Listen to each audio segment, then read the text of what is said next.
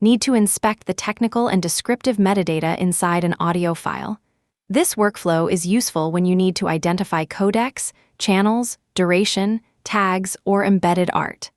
I will show the complete process, verify what the tool produces, and explain the one limitation that matters. Open Audio Metadata Viewer on AudioFetcher. The media processing workflow runs locally in your browser, so the selected file is not uploaded to an AudioFetcher media server. Keep the tab open until the result is ready.